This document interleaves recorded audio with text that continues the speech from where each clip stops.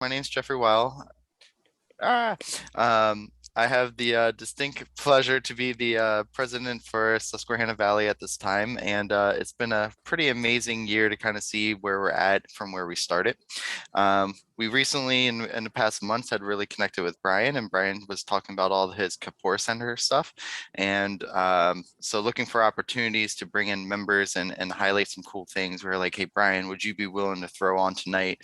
And share and help us learn what you're learning, because I mean that's really the goal, is that we can learn to lean on each other and just really grow as a community.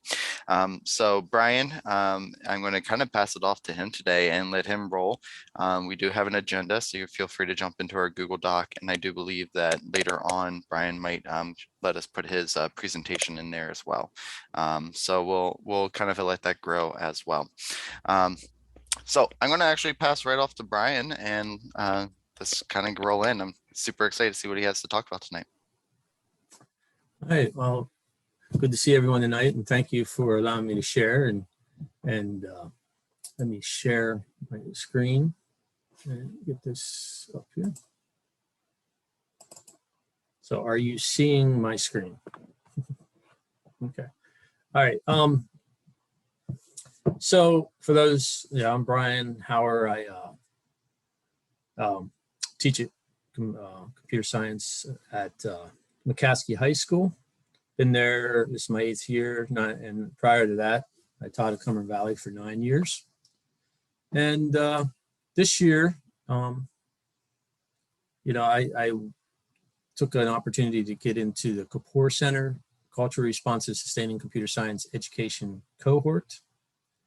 And the goal of this cohort is to create a more inclusive and equitable CS education that will then lead into a more diverse workforce in computer science. So that's the goal of it.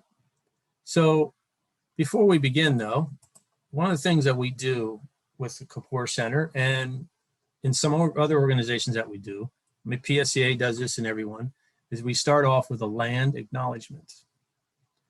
And I'll do this land acknowledgement, and then next slide will explain some of the reasons why this is done. So we as the members of the Computer Science Teachers Association acknowledge Indigenous people as the traditional stewards of the land and the enduring relationship that exists between them and their traditional territories. The land of this Commonwealth, which we sit on, is the traditional unceded territory of the Shanks, Fairy, Kanoy, Lenape, Susquehanna, Conestogas, and Erie in Delaware. We acknowledge that the painful history of genocide and forced occupation of their territory, and we honor and respect the many diverse Indigenous people connected to this land on which we gather at this time. Land Acknowledgement 101. Now, every time I do a meeting, I'm active in PSCA, it's done, and NEA does it as well, as a land acknowledgement. And then Kapor Center, every meeting we have, we do a land acknowledgement. And some of the 101s of it is you have an accountability relationship with the tribe for whose land you're on. And as you can see, I mentioned all the ones of Pennsylvania to touch on the lands of Pennsylvania, since we are part of the Pennsylvania. Learn about the uplift their histories, cultures, and goals. Acknowledge the elders and ancestors of the tribe whose land you're on, and acknowledge your relational history to the tribe and or role in colonization, if any, helping undo some of the lies of colonization. And this is to teach others to do the same. And I have a link here that can give you more information on this if you want to look at this further. But I just wanted to model what we do in the Kapor Center and what many organizations like PSCA and many others in NEA do as well, as a way to acknowledge and remember those who had this land before us. Okay, so one of the first things I want to do is, like we do in all our Kapor Centers, and I think after I just had a day of negotiating, and I think many of us could take a little mindful 30 seconds. So I'm going to start this and just follow along with what it does here. We'll give us like 30 seconds, get our minds ready. And hopefully I have shared the sound, and I'll make sure that is there. Yep. Okay. All right. So I will start this, and then let us take a little bit of time. If you want to turn off your camera, this take a little time to watch this and just focus in our minds and prepare ourselves before we move forward.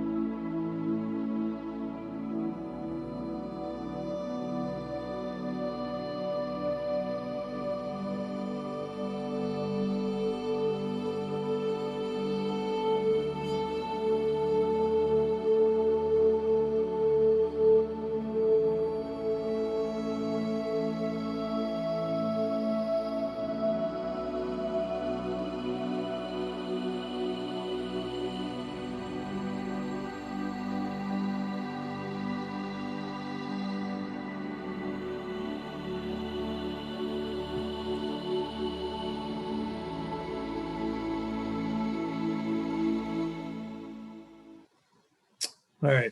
Thank you for that. So here's my little agenda that I like to go through tonight is what is Kapor Center and the CRCS, culturally responsible computer science education. And then I want to talk about the framework, which I will work through the framework and the different points of the framework and some things that we have talked about within those topics. And why I wanted to be a part of the cohort from Kapor Center, share some resources, and of course, time for questions. So that's where I like to head tonight, and certainly appreciate you giving some time tonight. So what is the Kapor Center? The Kapor Center aims to make technology ecosystem and entrepreneurship more diverse and inclusive. They are particularly interested in positive social impacts for communities that have historically been on the periphery of access to opportunity, participation, and influence in the United States. They believe that when the community of tech leaders reflect the diversity of the United States, tech will play an integral role in closing the gaps and disparities that exist in this country. Via proven and experimental methods from the for-profit, nonprofit fields, we work in partnership with a diverse set of stakeholders to maximize social impact. Now, I just got that off the website, but pretty much they're trying to create the tech world to be as diverse as our country is. And we all know that women and individuals of color is not represented like it should be in the computer science field. And I see that with the number of students I have in certain very few girls and so forth with the diversity and being in a diverse school as well. So re-imaging equitable computer science education. Why? Well, computer science, one of the points here is computer science is as a foundational literacy. I have a poster in my room, many of you might have it, it's from code.org. It says that computer science will be like any other language, like Spanish or French, or someday that will be just as important. And I think we have to think about it that way, that we have to try to reach everybody with some kind of computer science literacy. And inequality in computer science education, just 47% of high schools in the US offer computer science courses. Black, Latinx, and Native American students and students from low-income communities are significantly less likely to have access to CS courses in their schools. And moreover, while Black, Latinx, and Native American students comprise 43% of the US, K-12 enrollment, they represent just 23% of students taking AP CS courses. Girls also face the same disparities, with 29% of girls taking AP CS courses, despite representing a greater percentage of the K-12 population. And we need to work toward an equitable future for computer science. So that's just in a nutshell what the numbers are showing. And I know any of us that teach this AP course know that there's a big push from AP all the time for us to have a more diverse population taking their courses. And so this video here will give you a little background, talk about the framework, and this is, if we can watch this together, and then I'll go more in detail into all the ideas here.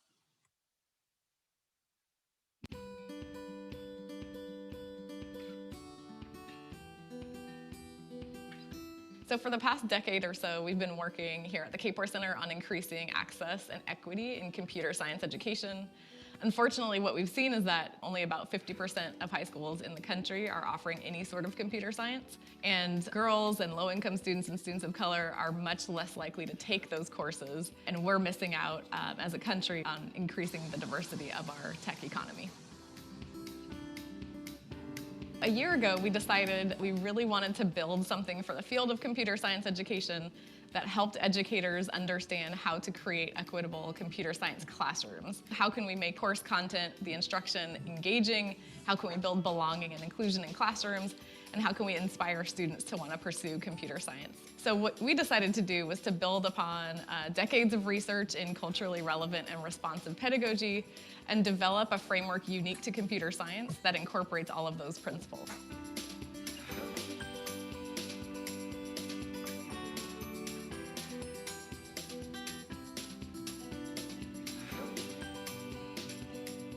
I'm Rebecca Luker. I'm a citizen of the Cherokee Nation. I'm a teacher here in Fayetteville, Arkansas at Haas Hall Academy. What I'm hoping is that students that enter our classrooms see themselves in computer science. My name is Michelle Jian Lee, and I teach in the San Francisco Unified School District. Computer science comes with power, and I think giving students access to that power makes a really big difference in their lives. Computer science touches every single person of existence, and therefore we need to make sure it's representative of everyone. This framework is definitely really important because what it helps computer science teachers with is social justice issues. This is something that kind of gives us a framework to work within, and what's really awesome about that framework is having something that we can go back to, checking ourselves constantly, like, am I doing right by my students? We need a multi-pronged approach for equity-focused computer science education in K-12 classrooms. One aspect of that involves broadening participation into computing, so more Black and brown students have opportunities to pursue computing, and then we have representation in the computing industry. Helping teachers think about how to teach equitably, as well as, an instructional problem of what are those actual practices that you use. And so the framework tries to solve the problem by really thinking about it at both levels, sort of the pedagogical and the instructional. For a teacher to engage effectively with students, there has to be a sense of understanding, almost empathy. When a teacher is vulnerable, but also sees students like real people. A welcoming environment so that the student is able to learn at their best ability. Joke around with the students, talk to them one-on-one, talk about issues in the communities. The teachers have to understand that not all students come from the same background or believe the same things or are used to the same things. So when a teacher really understands that, they can effectively interact with their students and know what works for each student. This framework is going to open it up for the possibilities. We think about how computer science can directly relate to students' lives, bring meaning, bring purpose, and do it in a way that's humanizing for each and every student.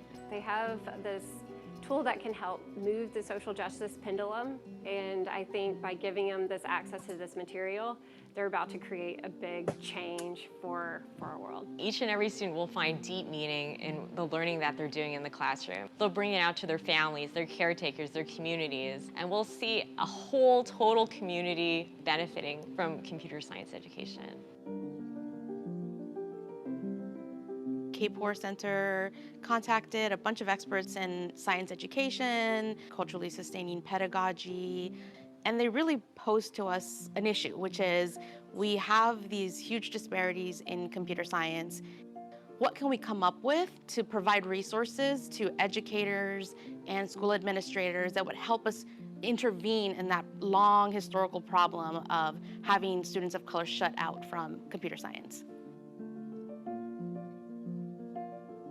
Anti-racist, justice-oriented, and community-centered.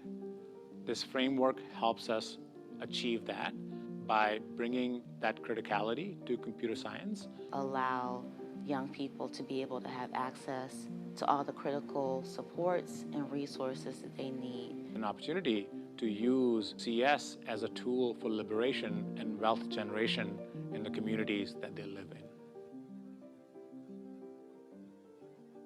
I'm interested in going to the medical field in the future, what it can do for patients, for people who have previously untreatable conditions or diseases, like for example, paraplegics. Computer science can really develop certain technologies that could help them get back on track to a normal life. Computer science can be used for many things. You can program websites, apps that have meaningful impacts on everyone's lives.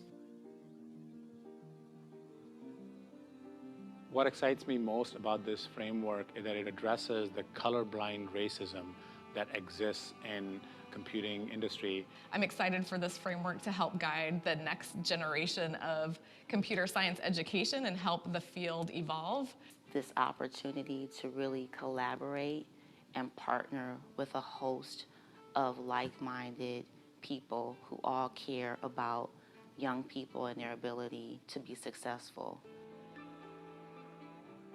If a student doesn't feel valued or heard, it can be easy for the interest to fade away, especially because no one is paying attention to them or giving them the opportunities to delve into what they really want to do. Computer science is going to be very, very important, and students that are focused on and heard and feel valued in a computer science classroom will feel more interested in pursuing careers of computer science. The more people that are interested in that, the better our future will be.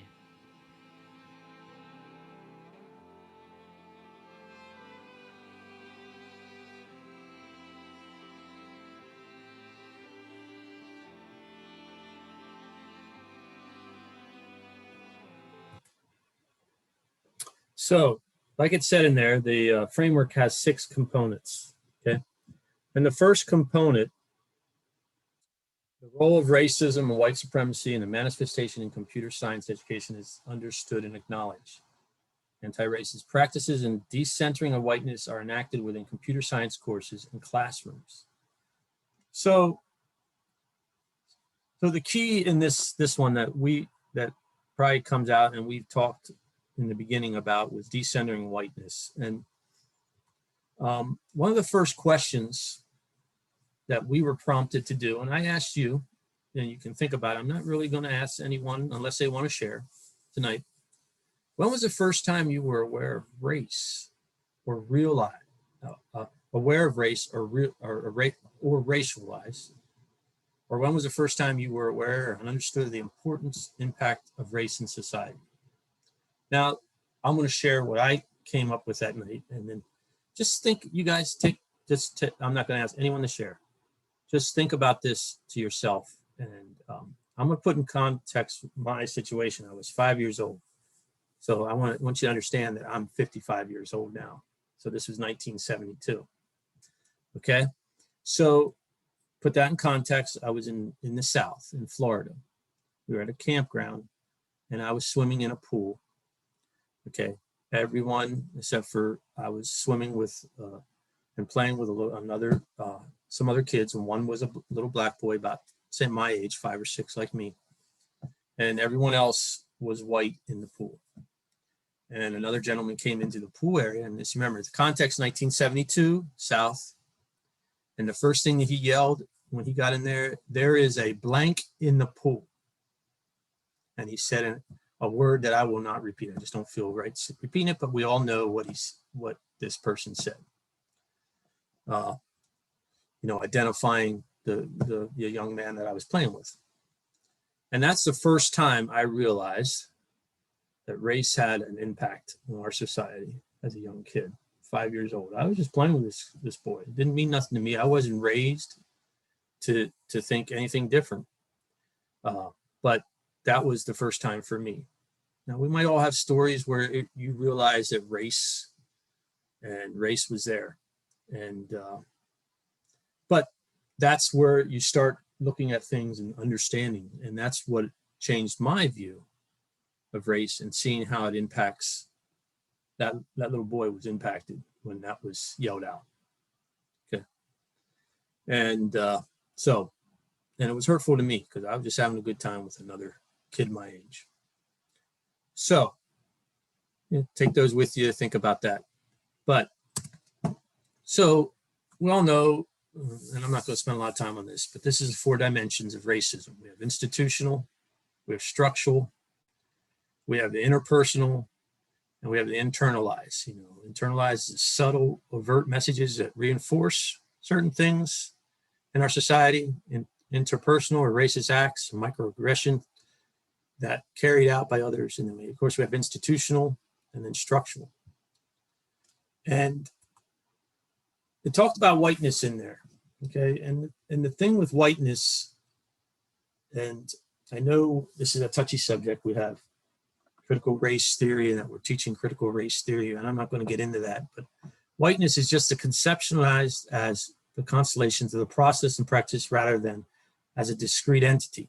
These processes and practices include basic rights, values, and beliefs and perspectives that experiences purported to be commonly shared by all, but actually only consistently afforded to white people.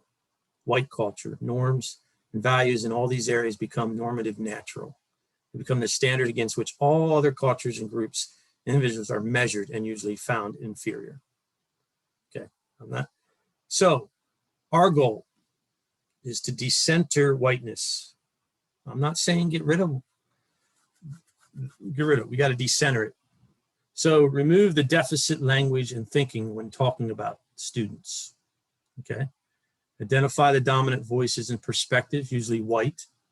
And this is where we come in as an educator, where we can embed curricula that intentionally includes the missing voices. Okay. We don't have to take away what is there, but we can change it to be inclusive. Okay. And remember that the purpose of discipline means to teach, not punish kids. This is where I think, and I'm big on restorative practices, and and then allow students to engage in native languages in the classroom without forcing them to code switch. And we know code switch is making them have to, go from being an African American student to making them be white or have to talk white and not letting them be themselves.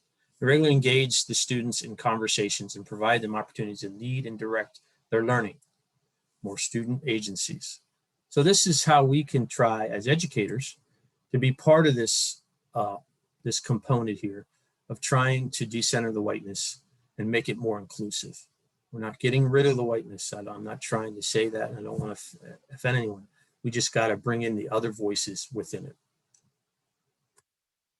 So component 2 is inclusive, equitable classroom cultures are so created to cultivate meaningful learning experiences for students and ensure belonging for students from all backgrounds. Individual and collective identity exploration are utilized as tools to create inclusive classrooms, ensure belonging for all students, and ensure equity. And then I also am going to bring up 3, because I think we're going to talk about these together. It's pedagogy and curriculum is rigorous, aligned to the K-12 CS standards, and high expectations are set for all students, relevant, authentic to students' experience, interests, cultures, and examines current and historic social, political context with which CS is situated.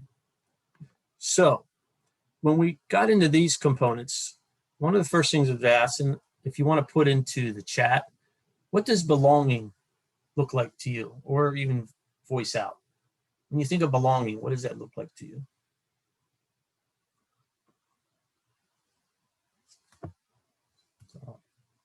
What does belonging look like to any of you?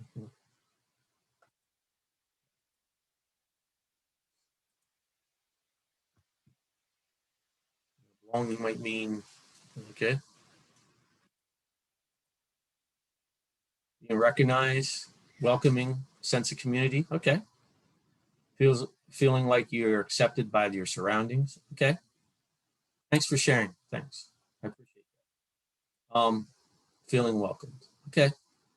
Yeah, so all those are senses of belonging, okay. And so, so belonging is a feeling of safety and support for a member of a certain group, where there is complete sense of acceptance, inclusion, and important identity affirmation. Belonging is centered on gaining acceptance, attention, just like many of you said, support from the members of the group, the community, as well as providing the same attention to other members. Belonging, an emotional need to be accepted by the connected members of the group. So now, the next question is, what makes up identity? What makes up your identity? Same thing. You want to share? Whoops, I didn't want to do that, but that's all right. What makes up your identity? What makes up your identity? What are things that make up your identity?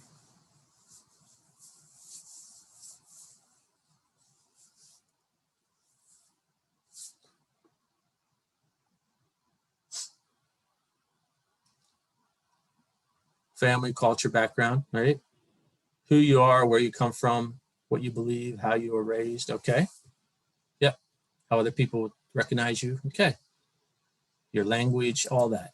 All that is your identity. So this here is what we call an identity wheel. And in the middle, as you can see, you have, you know, your age, your gender, and then on the outside, you have the things that kind of start to affect the inner side. And this wheel, like your appearance, your identity is going to change. In the 80s, I had a mullet and used to get perms. So I don't have that now. I have short hair and gray hair. So, you know, your identity changes as you get older. So, you know, this wheel kind of shows how, and in education, I mean, you know, things change, you get more education, your political beliefs, all this affects your inner, these things in the middle, okay? Your race, that doesn't change, right? Your age, that only change, but it changes. And then gender, that, you know, gender, and then national, sexual orientation, and then mental, and then all these things that just, this wheel can turn and change as things evolve through the years, okay? So your identity changes. So some of the most common identity characteristics we know is age, race, place of birth, sexual orientation, birth order, language, religion, okay? And then we get into, you know, identity. Basically, it's a collective set of characteristics which a person is known by or can be grouped by. It can be both visible, invisible. They can be, characteristics can change or shift over time. And it provides some belonging to a larger group or small group of other people, okay? So, you know, life creates changes in your identity, life events, you know, getting married, it changes, you have kids, you become a father, mother. So it's an evolving thing. And as an educator, you know, this is the prompt I want to leave you with and think about. I'm going to give you several prompts throughout the night just to get you to think about that. How will you to work to understanding and respecting and recognizing your identity characteristics, as well as the identities of others within your classroom and school? I think once you understand you and you try to understand the identities of your students, it helps create an inclusive environment in your room. And that's what we've been learning at the Kapor Center. And it's helped me focus more on that. So there's component 4 was students' voice, student agency, and self-determination are valued, encouraged, and incorporated during the CS learning process. Student ideas and input are actively solicited from students to co-create classroom instruction. Active involvement by student ideas and input into things.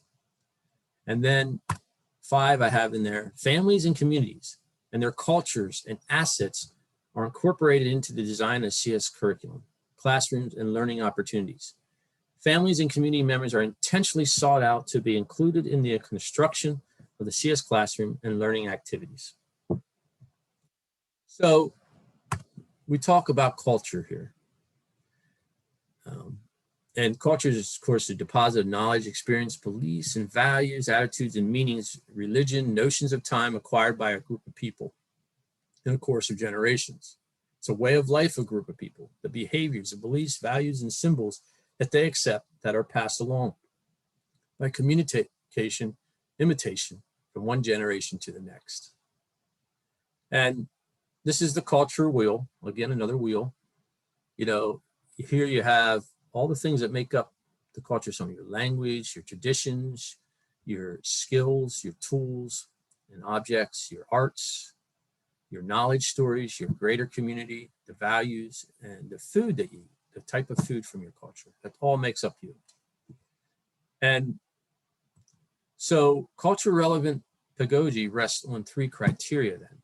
Bringing this into your classroom, students must experience academic success, develop students academically. A willingness to nurture and support the culture competence, and students must develop a socio-political or critical consciousness through which they challenge the status quo of the current social order. Now, the culturally responsive pedagogy is basically defined as using the culture characteristics, experience, and perspectives of your diverse students as conduits for teaching them more effectively.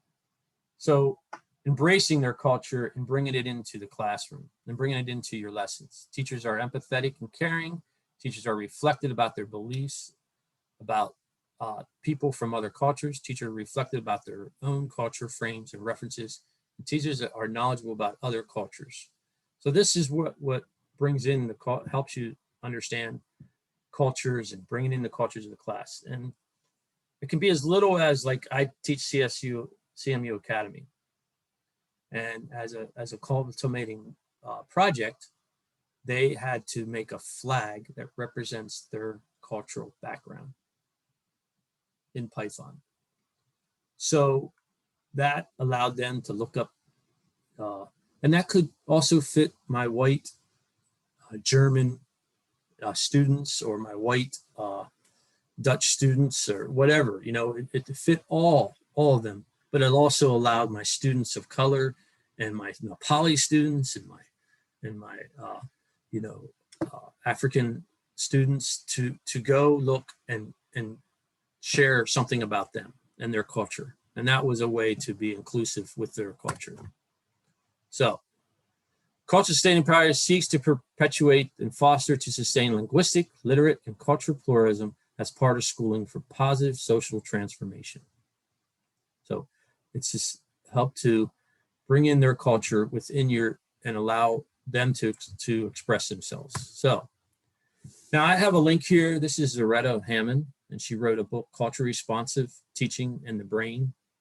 And I like this quote here. It says, culture, it turns out, is the way that every brain makes sense of the world. That is why everyone, regardless of race, ethnicity, has a culture. Think of culture as a software for the brain's hardware. The brain uses cultural information to turn everyday happenings into meaningful events.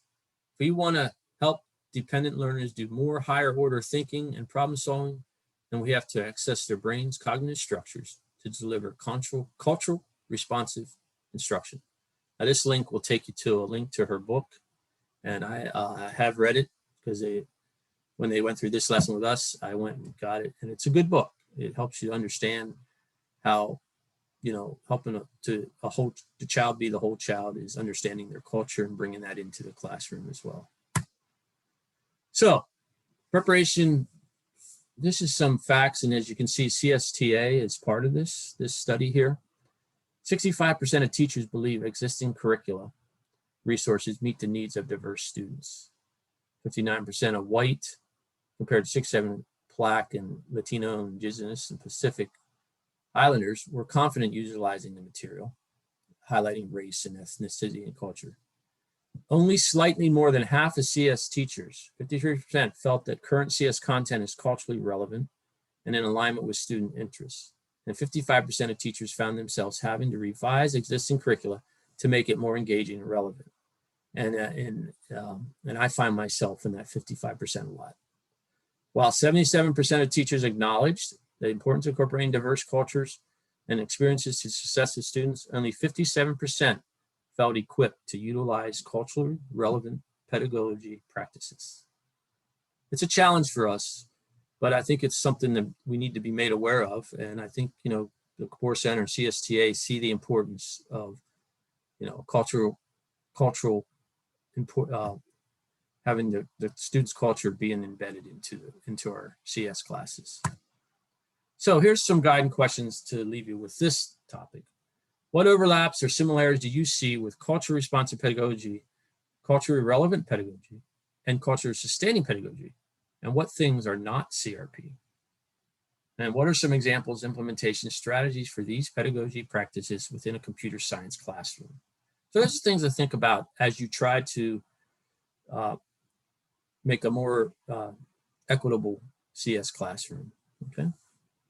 So, and then the last component, which is very straightforward, is diverse variety of experts are incorporated into classroom, including researchers, community members, entrepreneurs, and tech leaders to intentionally expose students to a variety of computer professions and careers. Efforts are taken to identify role models from diverse identity, backgrounds, careers, and trajectories. And I think we all try to bring in people from the real world that are in computer science.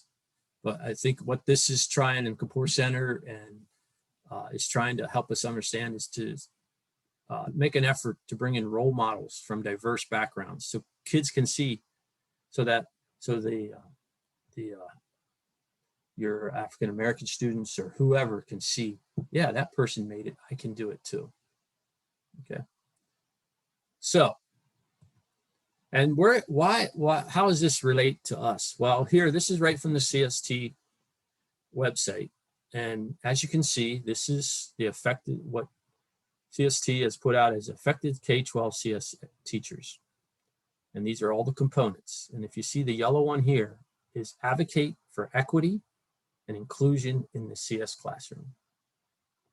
So that's what one of the emphasis that CST has for us, and one of the reasons why I'm here, taking part in this cohort this year with Kapor. And we can go even further. We dig into each one, some specific standards. So here's a standard on culture, which is compared trade-offs associated with computing technology that affect people's everyday activities and career options. Of course, we have another CSTA, CSTA, I think I have that spelled wrong. I do. Discuss issues of bias and accessibility in the design of existing technologies. And then we have evaluate the ways computing impacts personal, ethical, social, economic, and cultural practices. So those are specific standards for CSTA. And sorry for the misspelling. So my reasons for being involved in the Kapor Center, I want to be the person that helps change the way computer science looks and the opportunities it provides for everyone, no matter what their background is. So I'm here, and I'm very grateful to encourage you, if you want to change the diversity and opportunities for others in computer science education, think about getting involved and becoming an advocate. And I would encourage you, look up Kapor Center, see if they have another cohort. CSTA has, of course, their equity fellowship is another way to get involved. So I would certainly encourage you to do that if you're interested. So here's a quote I'll leave you, and I'll have any questions. As a classroom community, Our capacities to generate excitement is deeply affected by our interest in one another, in hearing one another's voice, in recognizing one another's presence. That's Bell Hooks.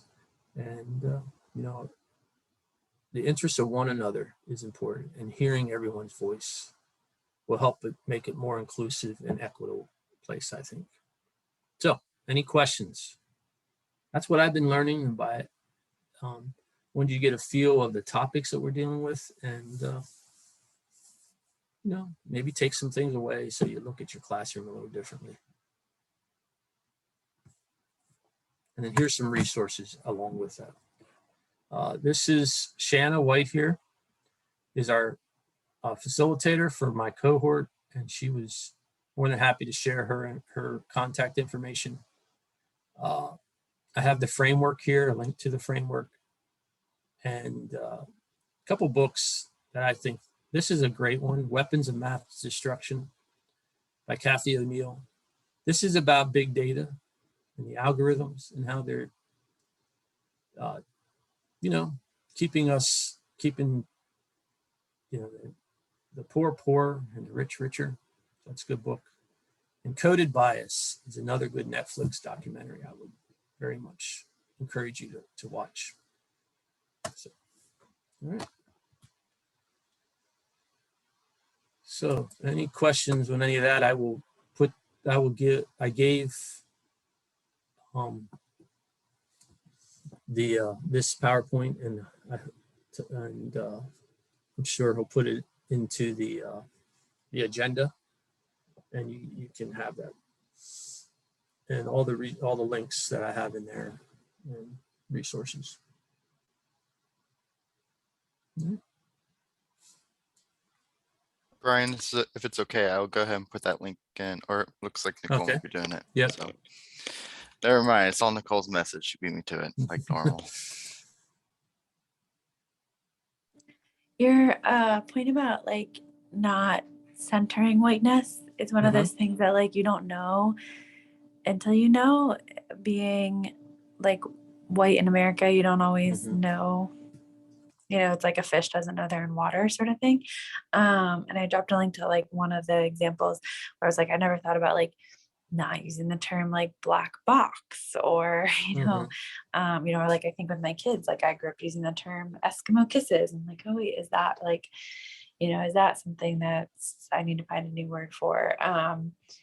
So, and I think there's even more extensive lists than just like the one I linked to, in terms of like how it's seeped into coding language and tech language, and you might not even like know unless you seek out tips on inclusive language. Sure.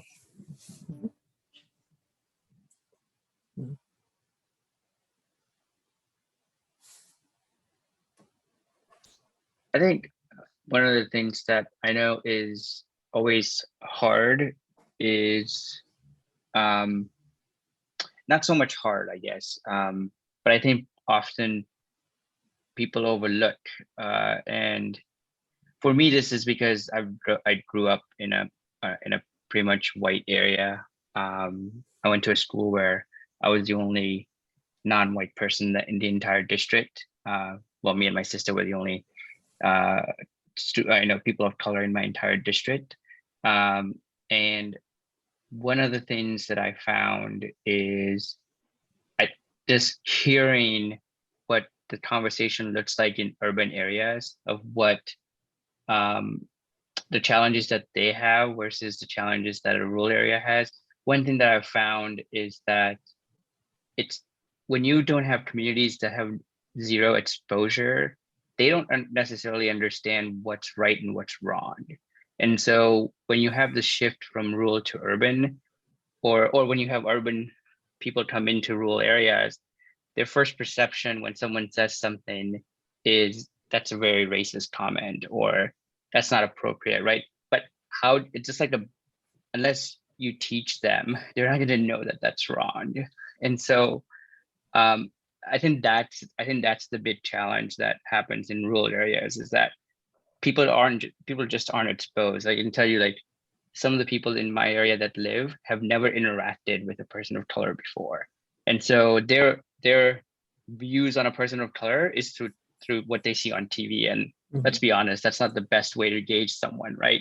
And so I've always found it interesting when you have a movement in communities, especially from urban areas, and they're exposed to sort of the naive way that people act in rural areas, it's often misinterpreted as racism, and no doubt there is racism in rural areas. I'm not saying that there isn't, but it's not always with the intent of being racist, right?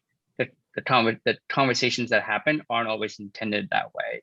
And so that's the tricky sort of part about it. And I think there's a balance in sort of being able to listen and understand before replying. This is someone from, person of color saying that, in the sense that when I hear something, I don't always just judge to it being a racist comment, right? I have to first understand where they're coming from to actually understand context and help them understand why it's wrong.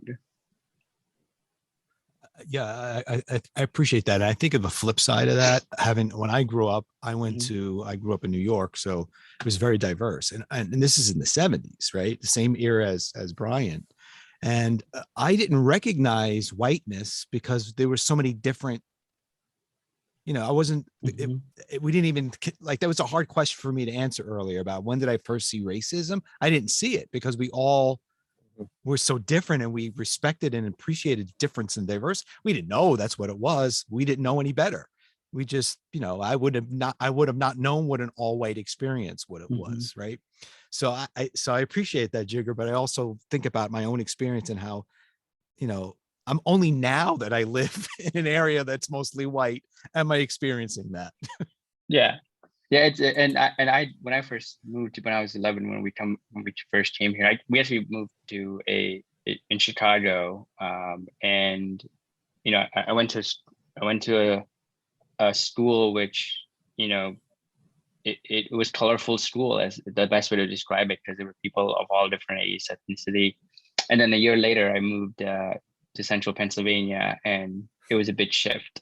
And so I know, that was what I noticed first, right? Is that people just didn't know. Like they were sometimes curious, and they didn't really understand when they asked questions under curiosity that what they're asking is inappropriate, but that's because they've never had the opportunity to ask that question. So I always look at it from a lens of where they're coming from, what their background is, have they, and by they I mean, in our context, it's the white people, right? Sometimes that's viewed as it being ignorant too, as a little, Exactly. you're ignorant, and ignorance takes a negative. It is you are ignorant, but we use it as a diminishing term rather than a quality. Yeah, I live in New Holland, teach in the city, and I taught with Angela in a white suburban district. Grew up in a white suburban district, and so I had a growing curve for myself. One of the things, and this is just the culture. We talk about culture. Students used to call me Mr. Okay, we have a lot of Hispanic students, so they call people Senor, Senorita. I had to get used. Think of it in that context. At first, I kept telling them, "No, I'm Mr. Hower, Mr. Hower, Mr. Hower." But I had to think about the culture to let that go. I had to let that go. And then also, when I tell people in New Holland, I teach in the city, I have some, like Tom was saying, some just the ignorance of it all, where they say, "Oh, do you wear your bulletproof vest to work?" Stupid stuff like that. And that was a preacher that asked me that. So, it's just those little things. It's just, and then, or they say, "Oh, those city people," and it's just that. And it's just, like you said, they don't go to the city. The city's like a minefield to them to go to, so, and it's not even a city. It's Lancaster, but so.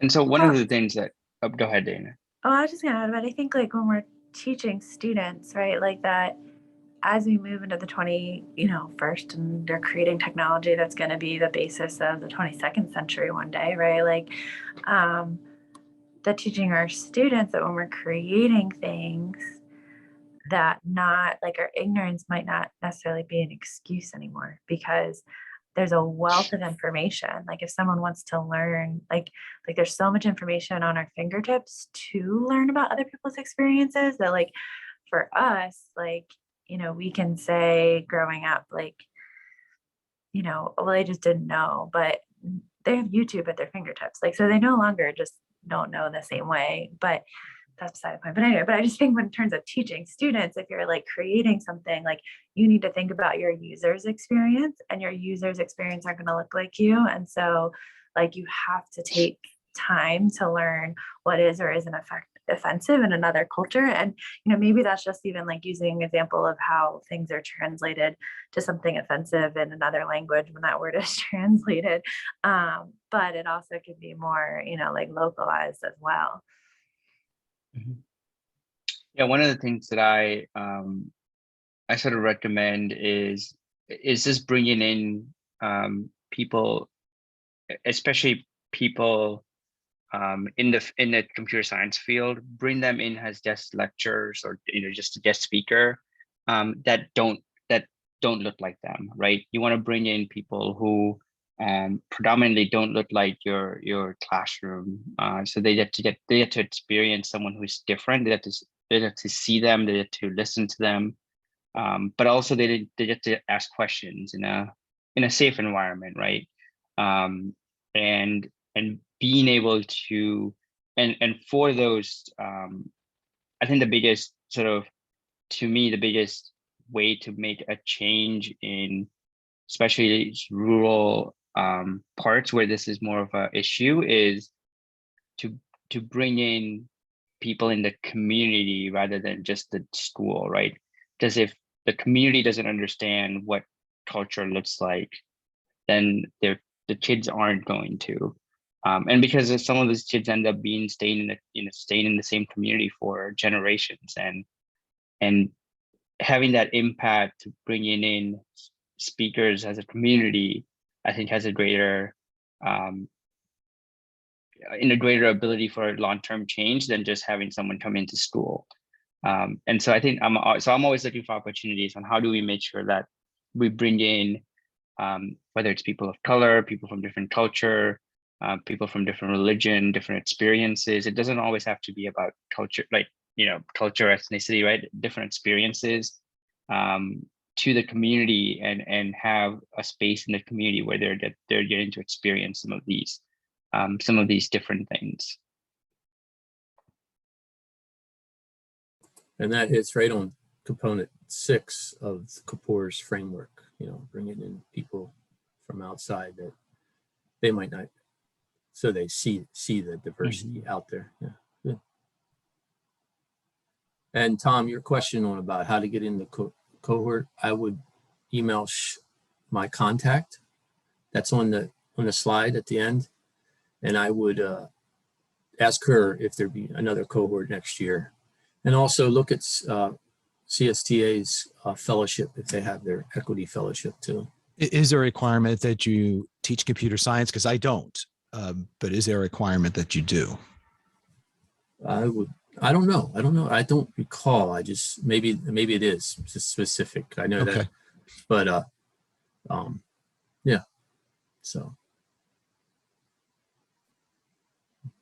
again, thanks for letting me share. And yeah, I like the conversation. So Yeah, and I can kind of speak. I know leadership talked about, we hope that this can be a topic that we can kind of, even if we don't dedicate a whole chapter meeting to, although hopefully we can continue this conversation, of course.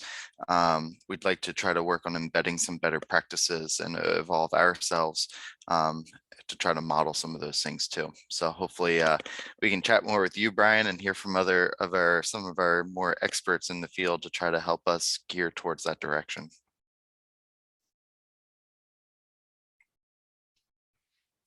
I don't mean to kill conversation, so if there's anything else, by all means here.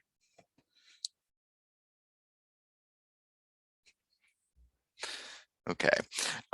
I'm going to quickly talk a couple agenda items, just real quick to highlight a few things. If you're on that, super duper. If not, no big deal. Just a huge thank you to Bryan. The presentation was wonderful. I was going to take notes and I was like, wait, I'll get the slides, but I totally have plans to do some like shorthand notes for myself to kind of pay attention to those 6 components a little more. I think being intentional is something we can all work on being more as we go along, and hopefully just, growth over time. So that's going to be one of my goals. We have a really awesome opportunity in March. I am super ecstatic. On March 19th, the Patton and CSTA from all of Pennsylvania is coming together to host an unconference, and I am super thrilled with this opportunity. We have a keynote to start off, and the keynotes are some past students that have secured some pretty crazy internships. We have students that have interned at Google, Amazon, and Apple, and they're going to and computer science, and they're going to talk about some of the things that their experiences on how they got there. One of them can't speak too much to the full experience because he's sworn to some major secrecy things, but from what we can hear, it's going to be some pretty cool stories. They're going to highlight their experience, and then the hope is they'll move into a Q&A panel for the first session. So if you want to continue with them and learn more about those types of big tech careers, the hope is that that's an opportunity. The rest of the unconference is then completely unplanned, just like an unconference should be. If you can make it March 19th, starting at 9 a.m., you can basically register and tell us what topics you're interested in either being a part of or learning more about. And we're going to be putting together a schedule a few days before that unconference. And then you'll be able to jump from Zoom room to Zoom room and have conversations. And I hope it's going to be a wonderful time and an opportunity to kind of connect with people. If you're like me, I feel like I'm always on an island in computer science. And the hope is to, welcome everyone onto the same island, even if it's just for a day. I'm also really excited because all the other CSTA chapters in Pennsylvania are coming together on this. So it's just really a cool chance to unite. And Patton's all on board too. There's potentials for some prizes and things along those lines as well. So if you can make it, we would love for you to come and share it out to anyone else you would think could be relevant. And the one thing we really want to stress is, even a teacher that teaches one small section of computer science embeds computational thinking. They are computer science teachers as well, and this is also for them. So even if it's trickling down to your elementary teachers and they only do little bits here and there, that's still a huge step. And so we want to encourage them to be a part of that. In April, we are going to jump on board with Philly Spring Symposium. So when we get more information on what Philly is doing with their date, we will forward that information out to everyone as well. We kind of put them through a little hoop. They usually do their symposium in March. They bring in big speakers, help make a really awesome day of it. But with the unconference being posted in March instead, they had to push back to April. So they're still trying to figure out a date.